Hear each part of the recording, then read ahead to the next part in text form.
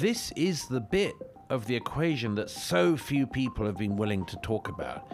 Yes, some people have been willing to talk about the victims, but why have we shied away from talking about the perpetrators and what actually motivates them? Why have we failed to really try to comprehend this cult of death? Hello and welcome to State of a Nation. I'm Elon Levy. The October 7th war is a battle between a democracy and a death cult, between the democratic state of Israel fighting for its life and the jihadi regime of Hamas fighting for its next act of genocide. That should be obvious, but apparently it's not. Not if you're looking at the massive pro-Hamas rallies in London and New York. Not if you're watching the madness on Western university campuses, where mobs are chanting for intifada and terrorism in the name of justice. And not if you're following the international organizations bending over backwards to save Hamas from the war that it started, demanding a ceasefire that would leave it alive to murder again. So you'd be forgiven for asking, who are the democracies in all of this? And who are the death cults? Because when you see Western institutions rallying to defend an Islamist regime that burns families alive, when you hear people in free societies celebrating that kind of evil, you have to wonder whether Hamas is the only death cult we're dealing with, or whether parts of Western societies have become one too. And that brings me to today's conversation, one I have been looking forward to for a very long time. I'm joined again today by my friend Douglas Murray, writer, thinker, public intellectual, and I have to say something of a national hero here in Israel since the start of the war, and I don't use that phrase lightly. Douglas has done something that very few commentators in the West have managed since October 7th. He's cut through the noise. With unflinching honesty, with moral clarity, he said out loud what so many Israelis feel but struggle to articulate to the world, that Israel is not fighting for itself alone. It is fighting for the entire free world. And far too many in the West have failed that basic test of decency. In his new book on democracies and death cults, Douglas lays out what may be the central argument of our time, that we're in a civilizational struggle between societies that cherish life and those that worship death, between democracies, flawed, imperfect, but fundamentally decent, and death cults, whether Hamas, Hezbollah, or the Islamic Republic of Iran, that glorify murder and martyrdom. And the battleground isn't just in Gaza or on the Lebanese border, it's also in the hearts and minds of the West. The book is out now, published by Broadside Books of HarperCollins. And if you're looking for moral clarity in a time of moral collapse, I can't recommend it highly enough. So in this special two-part conversation, Douglas and I are going to dive deep. In part one, we're going to look at death cults, what they are, how they thrive, and why the West struggles to confront them. We'll talk about what Douglas saw and covered on the ground, embedded with IDF forces in Lebanon and Gaza, what he witnessed, what he learned, and what thoughts he left with after witnessing evil in the face. And in part two, we'll look at democracies, at the repercussions of this war for the West, and what the West's reaction says about itself, about its strength, and about its survival. Let's get into it. Douglas Murray, welcome back to State of a Nation. It's very good to be with you again. There are two wars raging right now that are fateful for the West: Israel and Ukraine. You've been covering both on the ground, and I have to say, in terms of the subtitle of the book, Israel and the Future of Civilization, one might think that the war in Ukraine is more fateful for the future of civilization because the threat is of Russian tanks rolling up right into the heart of Europe. So why, having covered both of these wars, have you chosen to release your first book in the last few years on what you saw in Israel? Well, several reasons. I mean, one is, of course, the nature of the conflict itself. As you say, I've covered both conflicts, but I've been covering the conflict here in Israel and in neighboring countries perhaps more closely, and certainly have spent more time here than I've been able to in Ukraine. I think several things really have stuck with me and made me want to write this. And I suppose it really comes down to one thing in particular, which is when Ukraine was invaded in 2022, most people, I put aside as sort of fringe, but most people had great sympathy with the Ukrainians. Whatever your criticisms of the conflict since, or the handling of it, or much more, people just generally in the West saw Russian tanks rolling into a nation, and thought, well, we're not in favor of the Russian tanks, and we're on the side, indeed, of Ukraine. And that first, just that initial reaction, never mind everything that's happened since, but just that initial reaction was pretty overwhelming. Now, compare that to the reaction around the world when Israel was invaded on October the 7th. And, you know, I don't need to tell you or your listeners, but I mean, the reaction was not primarily one of sympathy for Israel. There were many people who were sympathetic to Israel, deeply troubled by what they saw. But we also know that the initial response to the massacre was, in the case of Israel, to do that thing that we were told was not something you ought to do in this era, and that's to victim blame. It was to blame the victim of the massacre, to come out against the people who had suffered the massacre, rather than the people who perpetrated it. One of the things that was on my mind from the beginning, from the day after October the 7th, was, why are there no protests around the world against Hamas? Why are there protests already against Israel? In what other situation would a country be assaulted? Would its citizenry be murdered, mutilated, tortured, burned, raped? And so much of the world would blame the victim. And for me, that has been, in the last year and a half, one of the questions I've just spent a lot of time thinking about and studying and observing firsthand. And it seems to me to get to one of the crux issues of our time, which is, are we still able to tell the difference between the victim and the perpetrator? Are we able to tell the difference between a firefighter and the fire? Many people, I think, have failed that test. And that's the principal thing that I think is a challenge for people outside of the country we're currently sitting in. And that really brings you staring into the heart of darkness, not only when you come face to face with the atrocities that Hamas perpetrated, but perhaps aspects of the dark soul of the West as well, with that moral collapse and failure to understand the basic difference between a democracy and a death cult, whatever criticism you're going to have about how a war is waged. And I want to linger on your definition of Hamas as a death cult, because there's been a debate in your home country, in Britain, about how the BBC should refer to Hamas. Is it a militant group? Is it a terrorist group? Is it an ebullient expression of social justice? Is perhaps. I mean, Mr. Corbyn would think that it's a movement for peace and justice. And but you define Hamas as a death cult. Why? It's got every single factor that you'd need to define it as such. It's not just a movement that desires death. It's one that glorifies death. It's one that seeks death, venerates death. It's a necrophilic cult. It not only wants death for its enemies, but glorifies in death for itself. I say at one point in the book that just look at the reaction of, for instance, a Hamas leader like Ismail Haniyeh when he learns that 3 of his sons, who are Hamas, have just been killed in Gaza. He doesn't mourn. He doesn't really seem to flinch. Now, of course, his admirers would say what a wonderful trait that is. That's not a wonderful trait at all. It's a deathly trait. He's happy that his sons have died in what he would say would be the way of jihad. He offers up prayers of thanks to his God that his sons have died in their pursuit of death.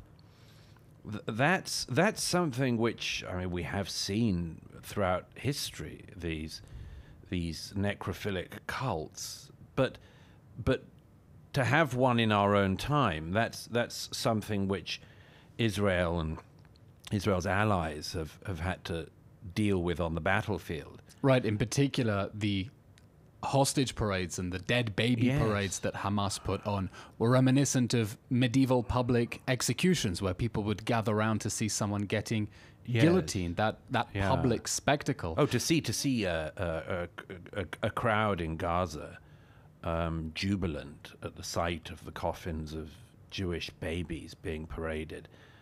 What more evidence do people need of this cult of death and what it's really encouraging among its members and among its supporters?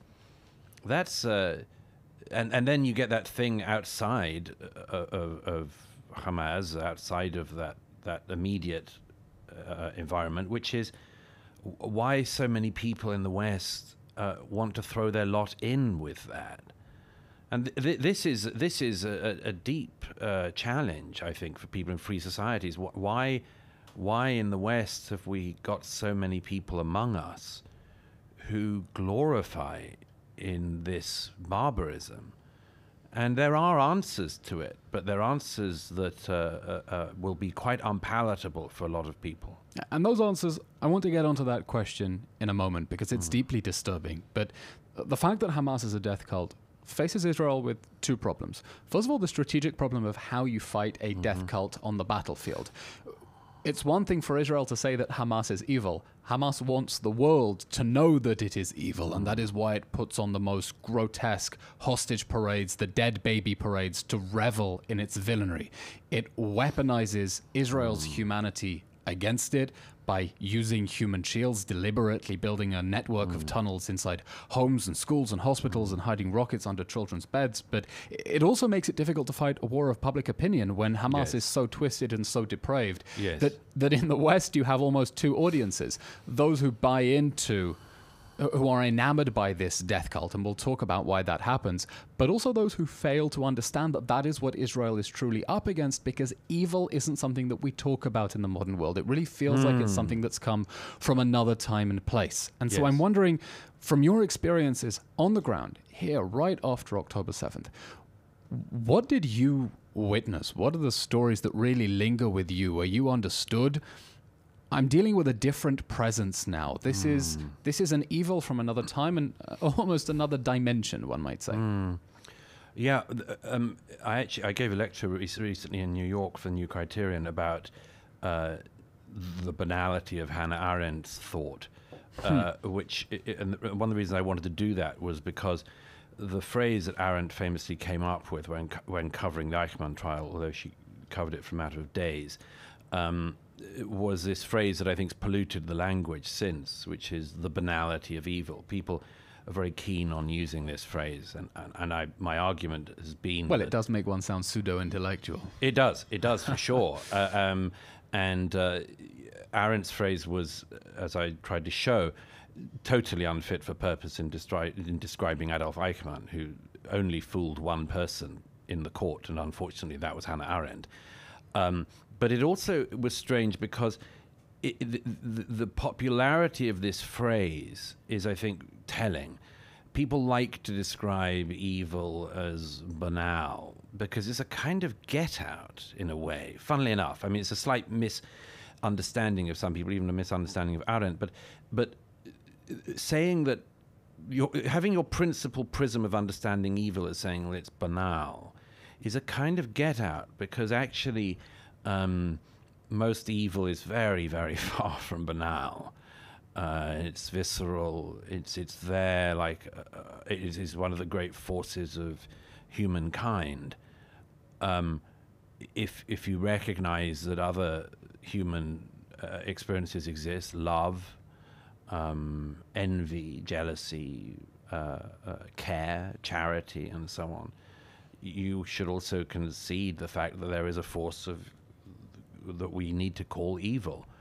My suggestion is we're not very good at dealing with that, perhaps because in our anti-theological times, or we don't have the moral framework, or certainly a lot of people in the West don't have the moral framework or understanding to describe things as evil. Which is funny you should say that, because the side that is taking Hamas's side, I get the feeling, does believe in evil. It just thinks that Israel is evil.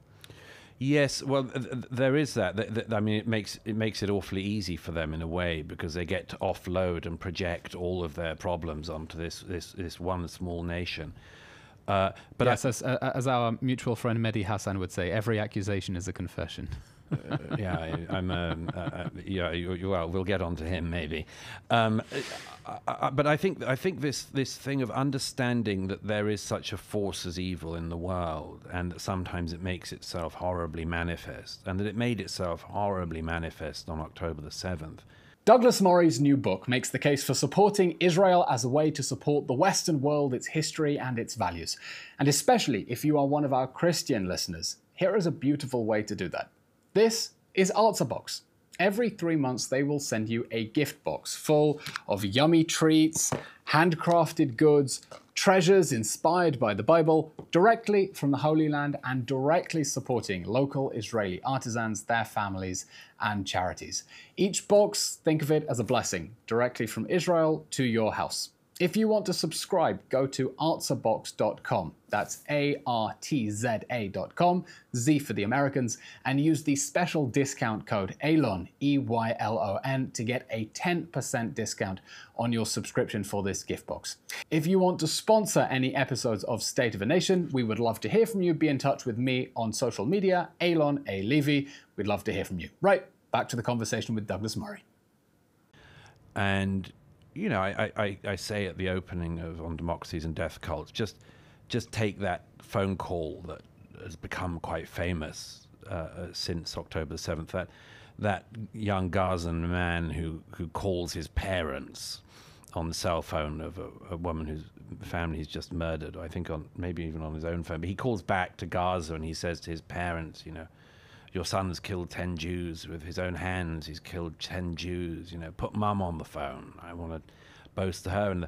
And the family back in Gaza are elated by this. And this was one of the things that from the moment I understood what had happened on the 7th. One of the things which I thought we really needed to think about and address, which is what is happening with a society in which somebody is so proud of their evil that boasts to their family about their evil. It says, put my brother on the phone. I want him to know that I've killed 10 Jews with my own hands. And this wasn't a fluke. It wasn't a one-off. It was only a representative example of the evil we saw absolutely, on October 7th. Absolutely.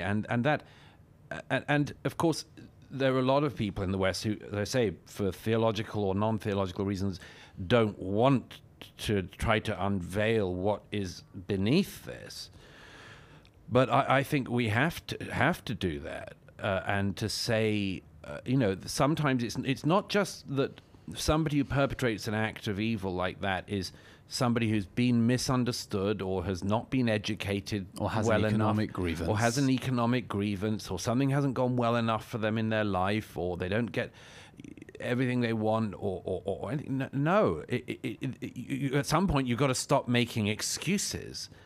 And you know, one of the things that I mentioned in the book, but I think is really, really worth addressing, is something that the great Ruth Wise, emeritus professor at Harvard, and as I said before, one of the only people who adds any luster to the name of that institution.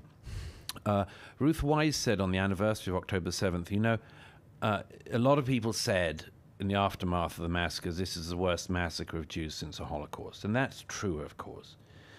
But she, with her laser-sharp mind, had the ability to focus on the next bit of it. And she said, I don't like this, this being used. Because firstly, she said, it focuses primarily, and perhaps necessarily, on the victims. And she said, some people have had the courage to identify the victims of the 7th. But very few people in the West have had the ability to say, well, okay, so that's the worst massacre of Jews since the Holocaust, in which case, who are the Nazis this time? And why have we got so many of their supporters among us? You see, even in the 1960s, with the radical student movements in the West, there was no large-scale movement that supported a group that sought the annihilation of the Jewish people, like Hamas does. There was even in the 1930s, it was not the case that we had large numbers of pro-genocide people in positions of power and influence in the West. And the reason I mention this is because this is the bit of the equation that so few people have been willing to talk about. Yes, some people have been willing to talk about the victims, but why have we shied away from talking about the perpetrators and what actually motivates them? Why have we failed to really try to comprehend this cult of death? Maybe because it is incomprehensible. Maybe because people in the West want to believe that ultimately we're all the same deep down, and we all want the same thing, which is a good, prosperous life and to raise families in peace. And the notion that there are death cults committed to a millenarian vision that operate on a different logic from our own is so difficult to comprehend. Hannah Arendt, in her book on the Eichmann trial, speaks of the banality of evil as if Eichmann was some low-grade bank clerk who didn't really understand what he was doing. And you've spoken about why that didn't make sense even in the context of Eichmann, but you've actually come face-to-face with evil itself, because as a journalist, you've been taken into Israeli prisons to see some of the October 7th monsters themselves. What did you see in their eyes? Did you see banality? Oh, I mean, it's one of the things I sort of thought from the beginning was I want to see these people if I can. How to describe them? I mean, these people are people who still want to die. They would love to take some Jews with them still, but all of them came into Israel on the 7th expecting to die. And that, as you say, I mean, is something that's incomprehensible to most people in the West. We want to live, and we want our families to live, our children to grow up, and the world to get better. But face to face with people who just don't agree with that vision, I suggest, among other things, is just this deep challenge to us. There's a sort of theme that I've noticed for some years now, which is people, naive Westerners who meet reality fast.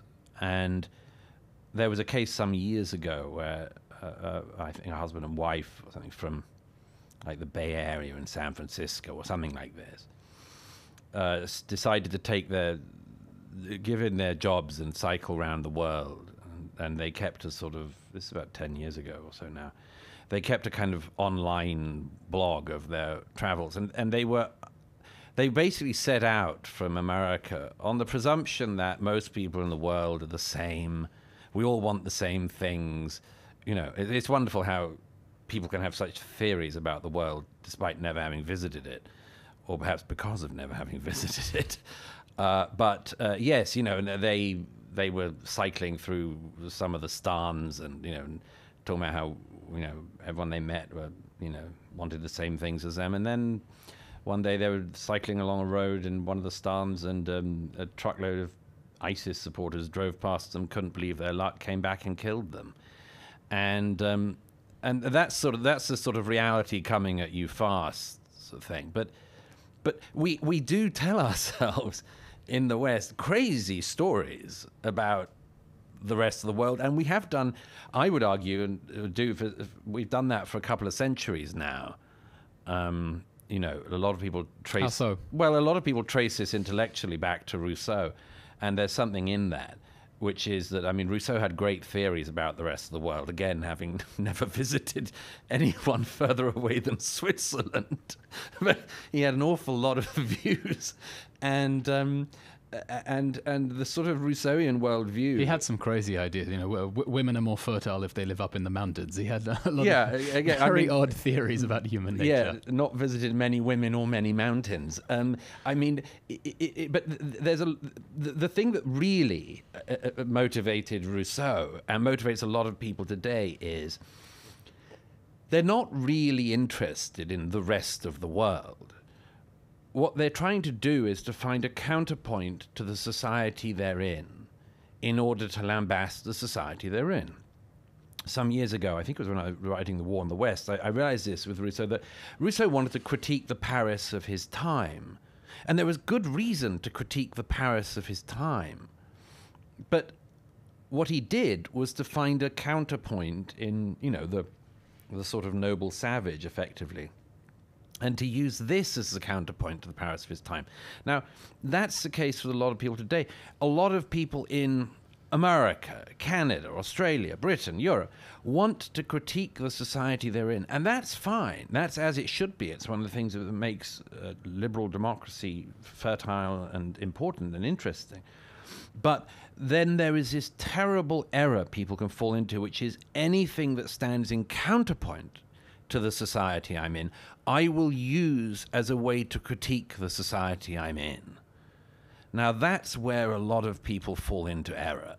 You see, if you're a disgruntled person in the West who believes you don't have everything you want, you might not be as socioeconomically advantaged as you'd like to be, you may not be finding a way up on the housing ladder, all sorts of things like that. Or you may be dissatisfied with the body you were born in or whatever. There is this way to critique the society, but then to say, here is this other vision, and I'll just grab it and use it against the society I'm in as a counterpoint. And again, sometimes you can do that. Sometimes that's quite useful to do. And in this instance, you think they're latching onto Hamas and Islamism, yes, as a counterpoint? Yes. Explain how that works in practice. Well, it works in practice when somebody finds themselves crapping outside whilst living in a tent in the center of an American university in order to show solidarity with Hamas. I mean, is it no more intellectually sophisticated than the enemy of my enemy is my friend? The West civilization is my enemy. Therefore, anyone else who is attacking that civilization, we must be on the same side. That's right. And also, of course, if you're brought up to believe that the society you're in is uniquely evil and bad, then you'll probably grab any cudgel you can find to hit it. And there we find this strange paradox between, on the one hand, the people who are supporting Hamas not understanding its evil. On the other hand, perhaps they do think that evil is a presence in this world and they think that the West is that evil. There is a certain paradoxality here in people who celebrate diversity, perhaps not understanding the true depth of what human diversity means and different systems of thought, and understanding how other people genuinely understand the world in a radically different way, and that suicide is still a thing. Child sacrifice is still a thing. Yes, that's right. I mean, these are all things that we thought were left in the far distant past. But as you say, I mean, like the scenes in Gaza of the handover of bodies and of living hostages. Perhaps when you define yourself as progressive and you believe in progress, it's difficult to believe that not the whole world has moved along at the same speed. That's for sure. And I mean, progressives always have at their heart this big problem of everything's getting better, except for very large exceptions. I mean, one of the great alleyways intellectually of recent years was created by Steven Pinker when he wrote his very, very interesting book, The Better Angels of Our Nature, that might be summed up by saying we're just, as a species, getting nicer and nicer. I'm not sure the modern progressives think that the world is getting progressively better. My sense, my finger on the pulse tells me they think that everything's going to pot, actually. And that's the dominant zeitgeist now. Well, that's it's always an interesting, lazy thing to fall into for right and left, that. But the Pinker argument that we're just sort of getting better and nicer, as it were, which is, I think that is part of the progressive mindset, is we're going to fight for more and more rights, effectively. We've done a lot of, stuff to get rights for minorities. We're going to find ever smaller minorities to get ever more rights for them, and so on. That does remain quite a large, if not the main driving force of progressivism. But the sort of hilarious problem about this theory is, we're sort of been getting better and better, but you've got to have like an asterisk, and at the bottom of the page say, except World War I and World War II. Which is a heck of a footnote. And in fact, even Pinker and others, when they talk about, the decline in violence, for instance, have to admit that what they cannot take into account is mass casualty violence. So it's like things like, you can show that murder rates have gone down, but you've got to put into brackets, and of course, this doesn't take into account genocides, would-be genocides, and much more. So it's a very unsatisfactory theory and a very unsatisfactory way of looking at the world. But it does have this big gap of maybe we're not getting better, maybe evil exists, maybe, just as people knitted by the guillotines during the French Revolution, so people can sip their lattes and eat a bag of Doritos whilst watching a death cult like Hamas do their work. And the march of progress is not indeed inexorable. I'm interested by the image that you used before of the noble savage, going back to Rousseau, and I wonder, do you think perhaps Hamas is the noble savage of the modern progressive mindset? Yeah, absolutely. Let's unpack that. That's an interesting thought. Yes, I mean, in that. For those who don't know, what role did the noble savage play in Western thinking before we understand how Hamas slots into? Well, it's primarily the idea that there are sort of people who are born innocent and who the outside world influences in such a way that they do bad things, but they do the bad things because we make them do so. Right, the Palestinians permanently absolved from any responsibility for their fate, infantilized, I think, in the most humiliating fashion, that no one encourages them to say, you need to take responsibility and accept that this strategy of waging a forever war, forever jihad against Israel has brought disaster on you. You need to look reality in the eye and make difficult decisions. It's always Israel's fault. It's always the West's fault. There's that infantilization that is fascinating. Now, I never made the connection in my mind to think of how Hamas is perceived by large sections of progressive opinion as that noble savage. The Palestinians are children who can never do anything wrong. If they do something wrong, it is always someone else's fault. Someone made them do it. Someone made them do it. Yeah. Well, I mean, there's lots of things to unpack there. But just first of all, I'd say that this isn't just Israel. Israel happens to be at the forefront of this misunderstanding of our time, but it's not the only one. I mean, if you ask anyone on the sort of progressive side of politics why it is that, for instance, LGBT rights aren't all that great across much of Africa, you'll be told it's because of colonialism. Like, if European countries hadn't have brought colonial law to these countries in the 19th century, they'd all be havens for the gays, and there'd be sort of heaven nightclub in every street. And that's just obviously ridiculous, absolutely ridiculous.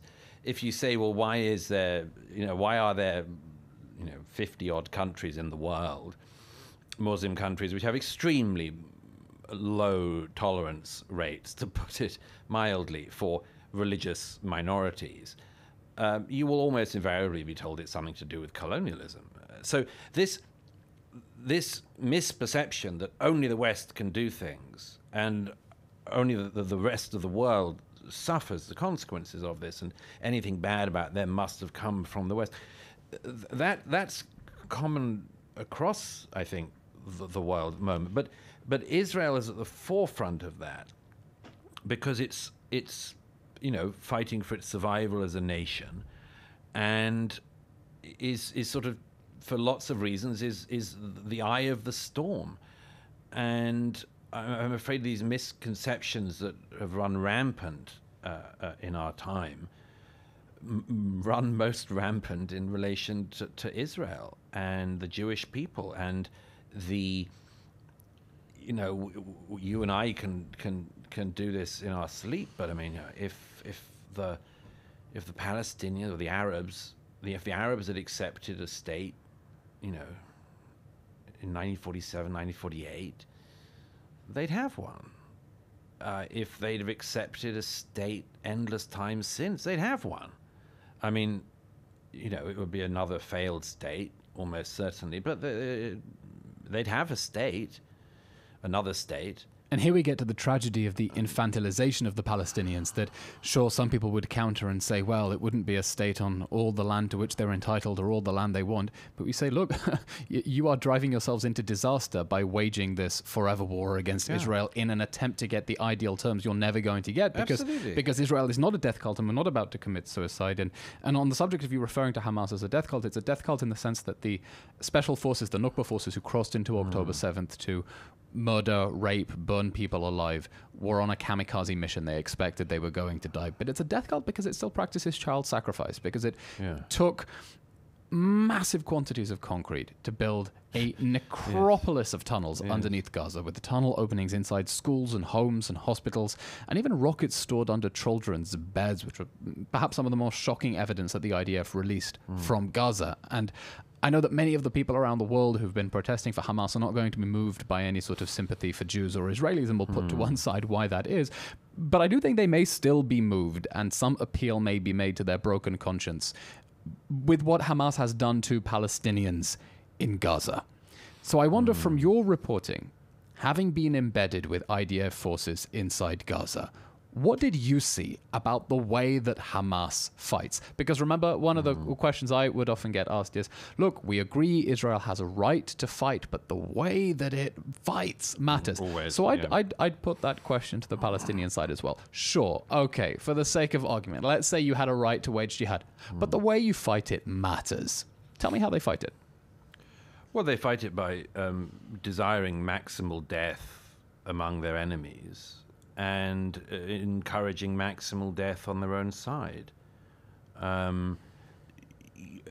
Very early in the conflict, I was speaking to one of the people in Gaza who was an IDF responsible for clearing the houses of weaponry and also trying to find tunnel entrances. And even this was in November or December of 2023, he said the IDF had learned very early that if you went into a Gazan house or apartment, you didn't search the kitchen for weapons, or you didn't search the parents' bedroom for tunnel entrances. You went straight to the children's bedroom and you'd find them there. And so many soldiers I've spoken to, it's the same story. You go to the children's bedroom and you overturn a cot and you find an RPG there. Or you go to the children's bedroom, turn over a mattress, and that's where the tunnel entrance is. If the Gazans, I don't just say Hamas, if the Gazans wanted to protect their children, they would not do that. What they're doing is they used their own children as human shields. They used their own children as a means of protection, because they know that there's a sort of 2-for-1 deal. If the IDF goes into the children's bedroom, whether the children are there or not, the world will say IDF raids child's bedroom in Gaza, and the Jews lose. And if the IDF don't go in, then the kid's bedroom remains a rocket dump. That's how they think. That's how they've always thought. And there are a lot of people who don't watch the conflict very much, who just see the headlines that say things like, Israelis attack, school, or Israelis bomb hospital, or Israelis this about a mosque, and just don't realize that the whole modus operandi of Hamas is you hide your weapons, you keep your fighters, you keep your terrorists in buildings that all the laws of war say cannot be used in this fashion. But hey, guess what? Hamas aren't big law of war guys, and they just use all of these laws. They break them. They use them against Israel. Every single law of war that has been agreed on for decades, Hamas uses to its own advantage. It might be dressing as civilians among a civilian population whilst waging war as effectively an army. all of this they do, as I say, always with the 2-for-1 offer that if they succeed in killing Israelis, they succeed. And if the Israelis kill them back, they succeed. And that's the reason why the IDF, the Israeli Air Force and others have been in such a difficult conflict, because so much of the world not only doesn't understand, but much of it refuses to understand that those are the terms of engagement. And we would call that out in any other situation. If the British Army or the American military were involved in an operation against an enemy doing this, we would be encouraged to understand that. But in the case of Israel, much of the world just doesn't want to understand it. And much of it wants to condemn it. Why? No, because that's a really interesting question.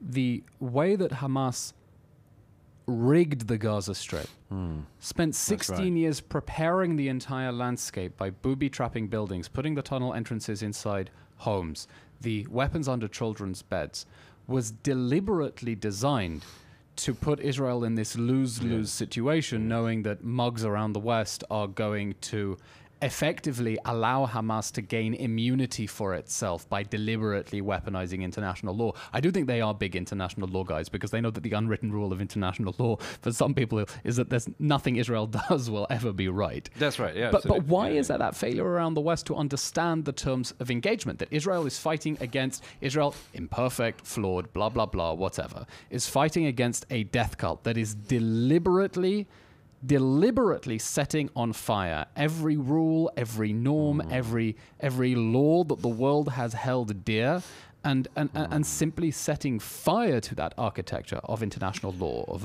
law and order. I tell you what, I think there's a primary cause which we should be clear about calling out, which I mentioned, which is, I think for a lot of the world outside of Israel, a lot of the world thinks that Israel did something wrong from the start.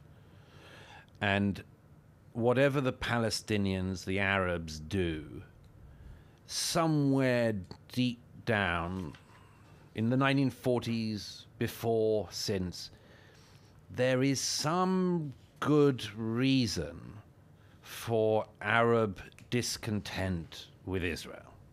I think we have to see a lot of people. It's not a pathology; it's a grievance. Yes, they think, well, something was done wrong at the root, and I think that perception is wildly more prominent and acceptable than a lot of people want to realize. Spelling it out, that Israel's creation was a mistake. An original sin. An original sin, absolutely. An original sin. And some ideas have very long lineage. Don't they just?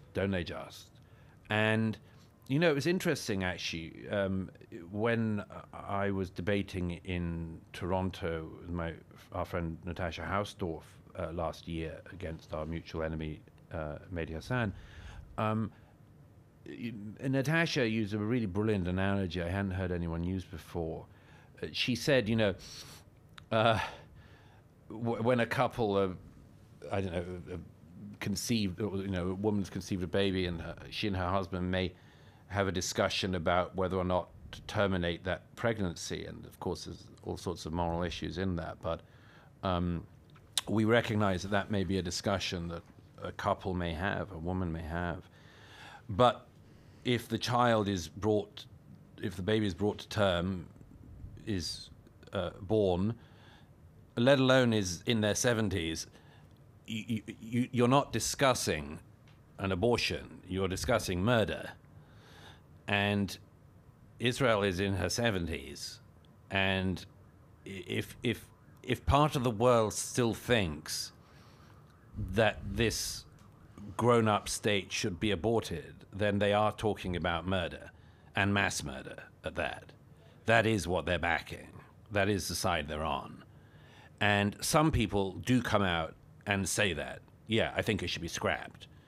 They never have their honesty. Yeah, I know. In a way, one admires their honesty. They never seem to have a very good plan for the orderly transportation of all the Jews. But doubtless they are thinking about that, I'm sure, in a humane manner. But a lot of people don't actually concede that's what they mean. And I find this very troubling. I think that people should concede this is one of the things that happens. To use an analogy I've used, Pakistan was created as a nation within a year of the creation of the State of Israel. And Pakistan has been responsible for a lot more deaths in war from its founding than the State of Israel. But if you were to say, I think Pakistan has basically forsaken its right to existence and it must be abolished, then I mean, you're like, okay, what's your plan for that? And how did you come to this decision? And so on. But you'd also be thought, by the way, to be a complete nutter. And probably be expected, people would say that you seemed to have an animus against the Pakistani people and the state of Pakistan. And you'd kind of have to say, yeah, because I'm looking around the world and lots of other people have done bad things, but this is the country I want to abolish. This is what is so disturbing about the annihilationist rhetoric towards Israel, because people who will say Israel's borders were, artificially imposed by the West, by the same West that created the borders of modern Syria and Iraq, and everyone accepts that that's legitimate and no one is asking to revise those. And other countries were born out of horrific population transfers, like India and Pakistan, Greece and Turkey. But there is no one who is suggesting now that Greece and Turkey should reverse their population exchange, or that it should be done only unilaterally. And Israel remains, we talk about double standards, the only case where people around the West do feel quite comfortable saying there was this original sin that took place over 70 years ago and we must go back and rectify it. And I think part of, you could even call it messianic rhetoric, it's the belief that when you rectify that mistake, you're not only fixing Israel, somehow you're redeeming the world. You're redeeming the world, right? And that's part of the projection that we find, and we'll talk about this in a little bit. But I wanted to linger just on this question of the tunnels in the children's bedrooms. That's what's especially disturbing, because there is a perception sometimes that says Hamas are aliens who came from outer space. They are a small radical group who don't represent the Palestinians. And I wish that were true. The fact is that the way that Hamas rigged Gaza for war required a huge amount of civilian buy-in. No, I'm not saying everyone in Gaza supports Hamas. No, I'm not saying everyone is a jihadist. But you cannot build such a massive network of tunnels, diverting so many resources, putting those tunnels inside civilian facilities, hiding rockets in Boy Scout clubs and hospitals, without a massive degree of buy-in from a population that agrees with Hamas's ideology, the same ideology held by many in the West. The state of Israel is illegitimate. Violence in the pursuit of its destruction is not only morally permissible, it is somehow redemptive. There is nothing that we can do wrong. They are forcing us to do wrong. And that is what makes this conflict all the more disturbing for me when we deal with the question of evil and death cults. Because it's not just about removing a death cult from power. It's about a much wider social problem and needing to deal seriously with the question of the de-radicalization of Palestinian society. And I wonder, from what you've seen in Gaza, how wide you think that death cult problem is. Do you limit it to Hamas, or do you cast your net a little bit wider? I think it has to be wider. I think it has to be. I mean, look, let's just take the testimony of Israeli hostages who've been returned home. It's extremely hard to find a hostage who's come back from Gaza who has a story of any Gazan being kind to them. The population of Gaza seems, by all evidence, indeed including video evidence, seems to have been overwhelmingly supportive of Hamas's would-be genocidal actions. Right, there are Palestinian polls asking them whether they think the October 7th massacre was a good idea despite everything that had happened since. And it took over a year into the war for a majority of Gazans to come to the conclusion that it was probably a bad idea. And even then, it's because of what's happened to their society since. Not because of some moral awakening. Not because they've suddenly realised that you ought to. Because it has quite literally blown up in their faces. Yeah. And they, so they sort of inevitable that they might end up having some second thoughts about some of that. But no, I mean, if you see the, anyways, you have, as many people watching have, if you see the video of hostages being taken into Gaza, the civilian population is overwhelmingly joyous that wounded Israeli girls are being brought to captivity. Hostages who managed, in some cases, to escape were returned by Gazan civilians. There seems to be, when the offer was made some months ago to the citizens of Gaza after the death of Sinwar to come forward and bring out hostages, and if they did so, they'd get a large cash reward and safe passage. How many times was that offer taken up? None. Zero. None. None of the people holding the hostages. Nobody did it. Now, you might say, oh, there's endless would-be saints in Gaza who would like to do it. It's just that the situation was too dangerous. I don't think that is the only explanation at all. I think it's that overwhelmingly the civilian population of Gaza approves of the methods of Hamas and approves of the keeping of Israeli hostages. Sure, although in that particular case, most of the hostages are being held by Hamas terrorists, and it's not up for civilians to decide whether to give them back, although we do know that some hostages were held in civilian homes. But I wonder specifically... A move between civilian homes and tunnels and so on. And on the question of de-radicalization, the Prime Minister laid out at the beginning of the war in a Wall Street Journal column the 3 Ds that he said are the prerequisites for peace between Israel and Gaza. You have to destroy Hamas, you have to demilitarize Gaza, but you also have to de-radicalize Palestinian society. Now, you write in your book, there will, of course, be a commission of inquiry in Israel into how the disaster of October 7th happened. I'm not sure I agree with your of course or presumption that it will happen because the Prime Minister is trying to block one, but there must be a commission of inquiry. The difference between us and them is we take responsibility and we learn from our mistakes. But I do wonder whether there also needs to be an international commission of inquiry. We had our own conception. We knew that Hamas was evil. We didn't want to believe how evil it was. We thought that, like many other despots, they could be bought off and deterred, and they wouldn't attack us. Exactly, like many despots become corrupt. But Hamas could not have built the terrorist empire that it built in the Gaza Strip without billions of dollars of international aid that liberated it from responsibility for the civilian population, allowed it to invest in its tunnels because the UN was taking care of welfare and education. And we see where that education took us, because most of the October 7th monsters were in fact graduates of UN schools. But it means that Hamas was able to do what it did on October 7th because the international community subsidized its war machine. And I wonder whether you think there is any prospect of the international community doing some introspection and understanding how that strategy has taken foreign taxpayer money and invested in a death cult, because it is as stark as that. I think it would be easier to get every Jew in the world to agree to something than it would be. That's a no. Than it would be to get the international community to take any responsibility for its role in all of this. If you speak to politicians from Western countries about, for instance, the funding of UNRWA, they will overwhelmingly say to you, first of all, they'll deny what UNRWA did.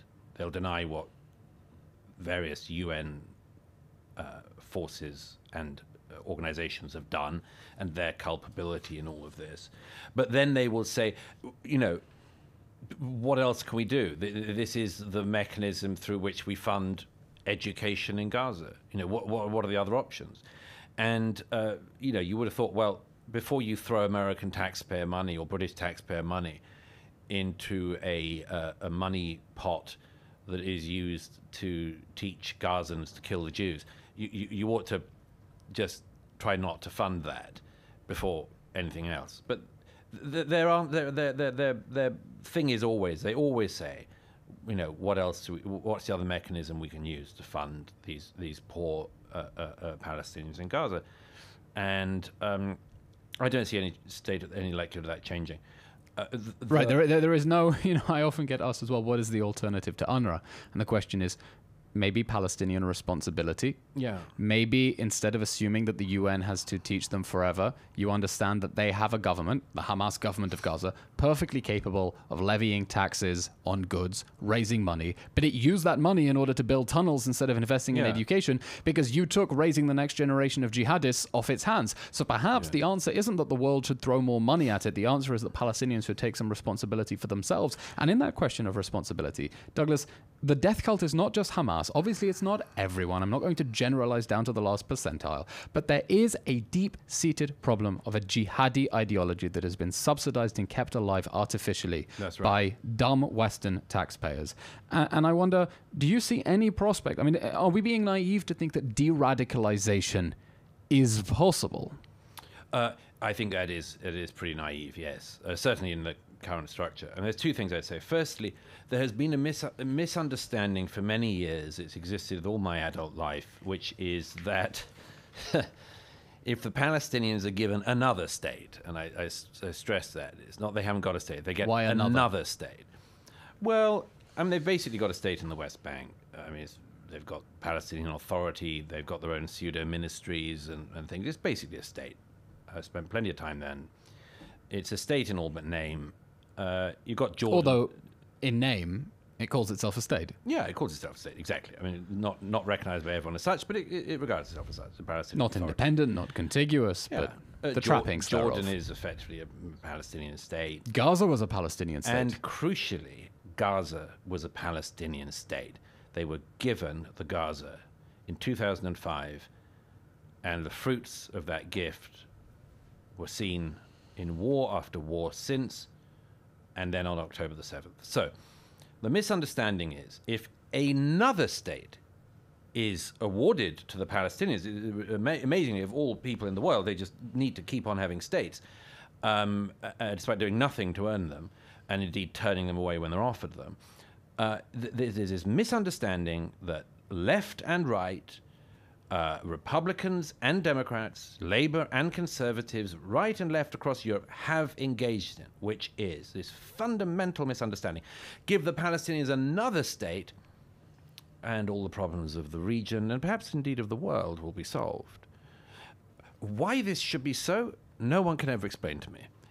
But this is the belief. It is as a great... Well, the belief is that the conflict is won over territory, and if you compromise by drawing a line down the middle and compromise, we both ultimately want the same thing. You're not dealing with a jihadi death cult, so we can compromise. But you see, this was, I mean, every idiot from David Miliband to William Hague in the UK, from Labour to Conservative, always trotted out this thing, the solution to the problems in the Middle East is creation of a Palestinian state, never again acknowledging that plenty of states already for the Palestinians. Why it should be the case that another Palestinian state would unlock, to use the term they always use, unlock all of the problems of the region, nobody can explain. You could have another Palestinian state ruled over by whichever corrupt or terrorist entity you wanted, and, there'd still be problems in Yemen. The Iranian revolutionary government would not suddenly become a sort of progressive, tolerant, peaceful regime just because another state had been given to the Palestinians. The economy of countries across the region that are impoverished would not boom. Egypt would be no better off.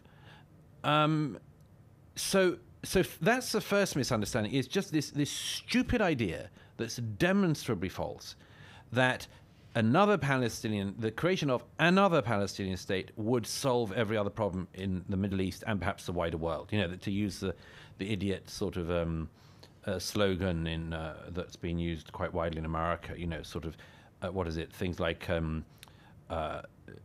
injustice anywhere means injustice everywhere, or something like this. The sort of that if you unlock the problem of the Palestinian statehood question, you immediately get like less COVID in Berkeley. Right, this belief that almost all forms of oppression and all injustices are somehow cosmically linked to each other. It is something that's an idiot idea from the American Academy of recent decades. So, yeah, everything's interlinked. And so if you find, as it were, the worst injustice in the world, which is what they think that the Palestinian issue is, that if you solve that, then, immediately everyone can get bottom surgery in California.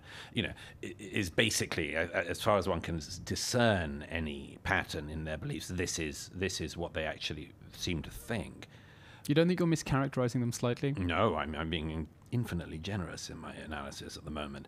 But let me just get on to the second thing from that. So firstly, there's this misunderstanding about what another Palestinian state is.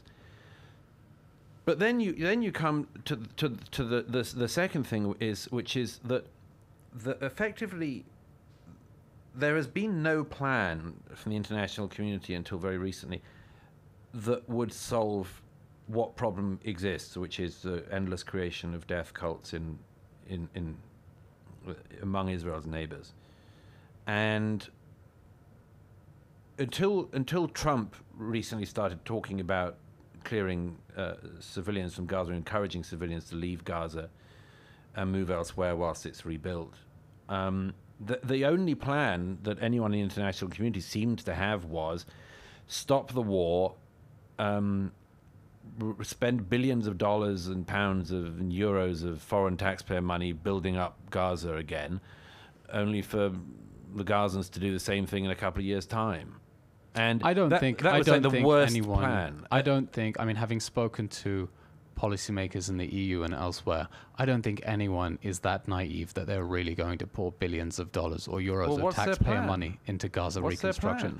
I think that that they think that Hamas will magically disappear and agree to cede power. What's the plan in Ukraine if you freeze the conflict with Russian tanks poised to roll back in? What's the plan other than to hope things will go away and push the problem away? Because like evil, these are problems that we'd rather not confront. Well, you see, I'm for confronting them, and I'm for trying to solve them. And so how do we solve the problem of the Hamas death cults? A really, really important thing because this war has been going on for far too long, and I really want it to end already. So what's Douglas Murray's idea for how we defeat the Hamas death cult? Well, the first thing is that I've said from the beginning of the conflict that the question was not, is this the fourth or fifth Gaza war in preparation for the 6th, 7th, 8th, 9th, 10th, and so on, but is it the last Gaza war? Is this the third Lebanon war or the last Lebanon war? And I'm for it being the last Gaza war, last Lebanon war. I don't believe it's sustainable if you have to sustain it and you have no other choice, but it's pretty unsustainable for a country to have a war in the south every few years and a war in the north every decade and a half or so. It's to say it's suboptimal is to deeply understate things. I believe the most important thing is, and again, it's something I've said a lot through this conflict, but I reiterate, people have this misunderstanding, particularly in the West, among naive policymakers and others, that the conflict ends around the negotiating table, and I don't think it does. I think the conflict ends with Hamas losing and Israel winning, with Hezbollah losing and Israel winning, with the Iranian Revolutionary Government losing and Israel winning. And other people might want the mullahs to win. Okay, fine. I don't. I want Israel to win this conflict. And for that to happen, it's not enough that Hamas is defeated and its backers are defeated. They have to know that they've lost, and they have to pay a price for starting the war. That's why, although there's much that needs to be fleshed out in Trump's plan, that's why I'm not by any means opposed to what he's suggested. I think that there's no reason why, in the whole history of warfare, if a state continuously fights wars of aggression and invasion and attempted annihilation of its neighbors and keeps on losing, that it should keep on getting a chance to do it again. I think they should lose. And in the case of the Palestinians, the Arabs of Gaza, that will include losing territory. And that's as it should be, to my mind. And they should know they've lost. And that's the price you pay for invading your neighbors and killing them. You don't just get to start again from the status quo ante. You don't get to just pretend you didn't do it and try again a few years later. You lose. And that includes losing your territory. Maybe all of it, maybe some of it. But yeah, that's the price you pay. That's the price you pay for starting a war, and that's the price you certainly should pay for losing it. Which is anathema to the consensus across so much of the world. Of course. Where the belief is... Which is why the war would keep going if they had their way. Absolutely. Israel says that it's fighting for total victory. And the fact that Hamas is holding hostages as insurance so that the IDF cannot fight freely is an enormous problem for that pursuit of victory. Absolutely. Over Hamas, quite apart from the humanitarian situation of the hostages. But there is this belief around the world that wars end when both sides are fed up of fighting, instead of when one side loses, one side wins. And peace is the losing side accepting the terms of its defeat. But the world keeps saving Hamas and the Palestinians from the consequences of their own loss. And they shouldn't be saved from the consequences. They shouldn't be continuously saved from the consequences of their leadership turning down a state in the 1940s, turning down a state again and again in the decades since. They should not keep on being saved from the consequences of their leadership paying for terrorism, rewarding terrorism, paying the families of terrorists. They shouldn't be saved from any of this. The infantilization of the Palestinians, as you mentioned earlier, is an unbelievable thing, and it's gone on for quite long enough. And I don't believe that they are infants. I don't believe they do need the great protection of the West and everyone else to try to lead them out of this. I think that their failures, the failures of their leadership and everything, should have a cost. Douglas Murray, let's leave our conversation on death cults there now, and we'll pick up in part 2 with a conversation on what this means for the West and what the October 7th war has revealed about the moral state of the current West and the repercussions for the future of civilization. Douglas Murray, author of On Democracies and Death Cults, Israel and the Future of Civilization.